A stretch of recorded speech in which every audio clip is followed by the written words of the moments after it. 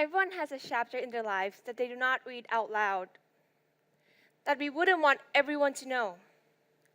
And our ability to conceal it brings us great comfort until we are ready to address it. Today, I have a secret to tell you.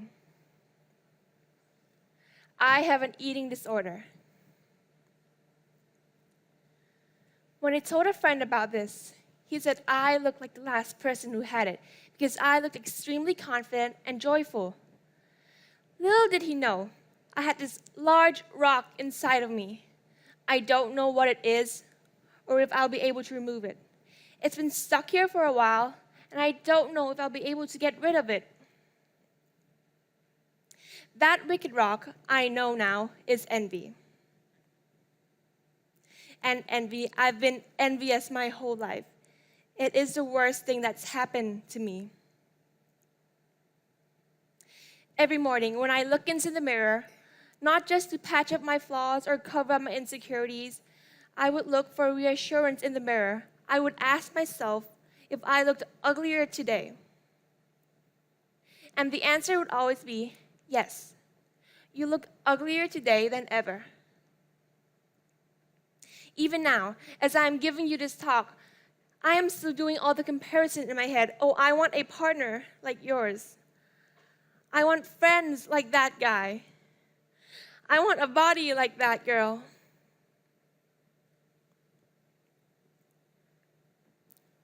But I wasn't always like that. When I was a kid, I was a very happy child. I was in love with food, I was in love with life, I was in love with my friends. And I was in love. When I was 13 years old, I remember liking this one boy so much, and I gathered up my courage, and so I walked to him, and I said, I really, really, really like you. But he turned my back, and he said, I'm sorry. You're just too tall and too fat.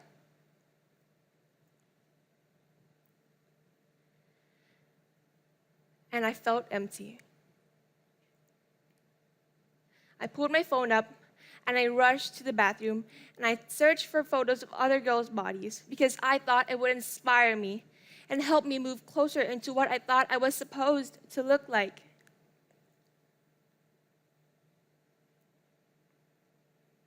But that day will never come.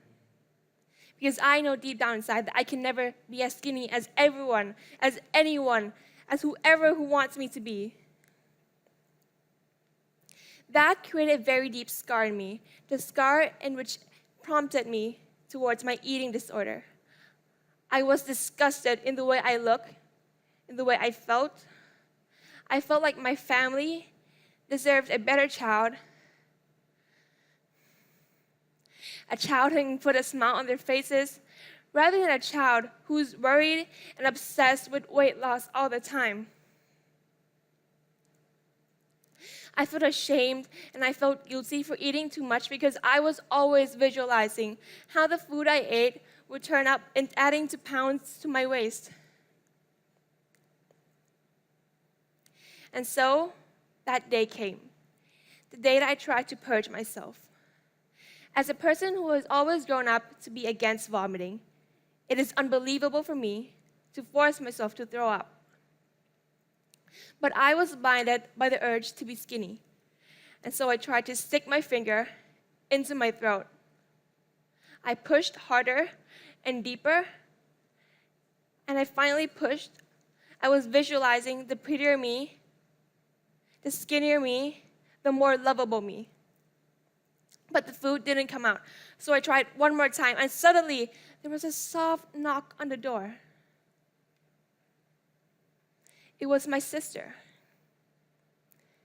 And she asked me, Ninja, are you okay? Hearing her said my name snapped me out of my purging trance, and to my disbelief, I had done something I was extremely against.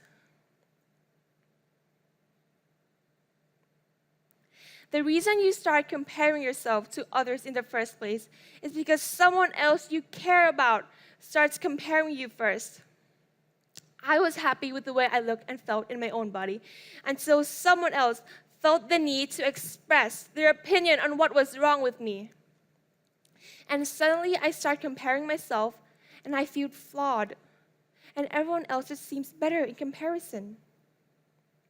But I know that I can never achieve my dream body because I will keep wanting to be better. I would keep wanting to be skinnier. I would keep wanting to be prettier. I would keep wanting to be smarter. The list goes on. It is a never-ending cycle of torment because greed knows no bounds.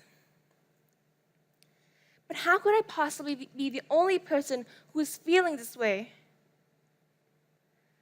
So I took some time, and I gathered some research, and I stumbled upon this article saying that 70 million people are living with eating disorders. 70 million. That is Thailand's whole population.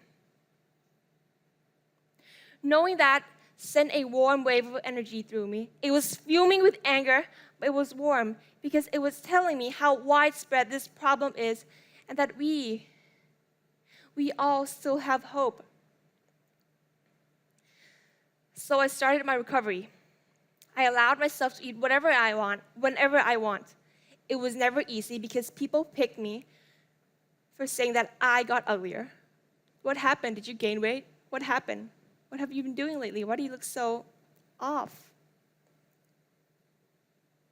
Well, let me tell you, in a competition, you can win because there are clear rules, but in reality, there are no clear rules, which is why you can never win every competition your envy sets for you.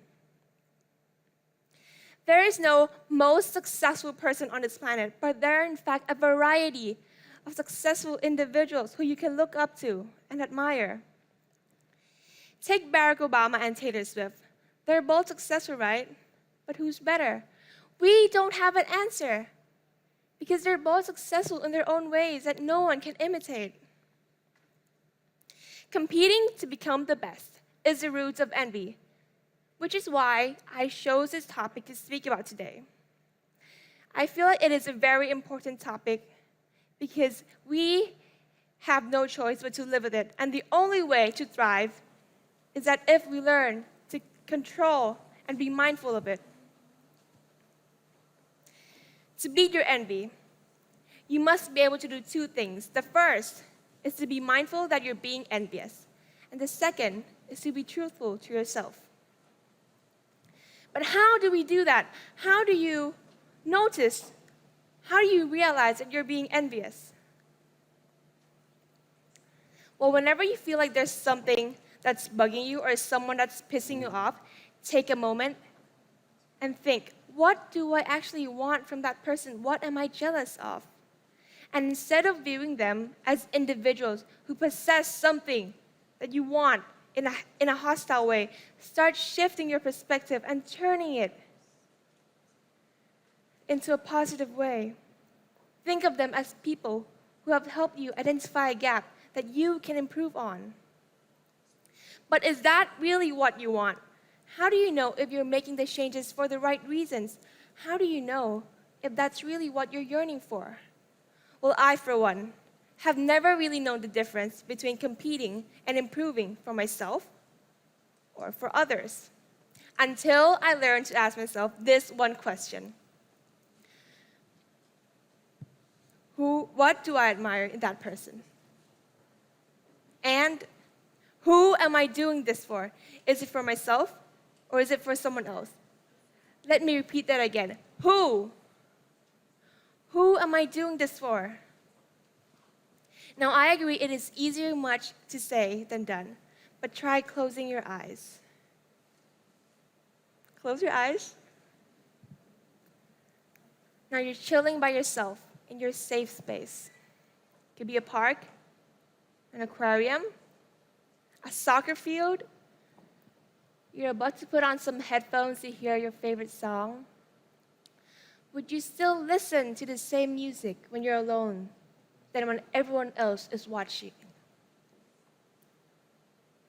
Would you still watch the movies you watch when everyone else is watching? Would you still wear the clothes you drape yourself in? Are you trying to impress someone? Why? Are they worth dedicating your lives to them? Or are you trying to impress yourself? Because you impressing yourself is enough. You listening to the music you love for yourself is enough. You watching the movies you love for yourself is enough. And you wearing the clothes you feel comfortable and confident in is enough. You impressing yourself alone, that is enough. Competing to become unique is your only competitive advantage. And I am still on this learning journey with you. And I'm in a much better place because I always remind myself that the only job I have here on this planet is to be as good as I can at being me. So please, please, allow your body to let your soul shine. Thank you.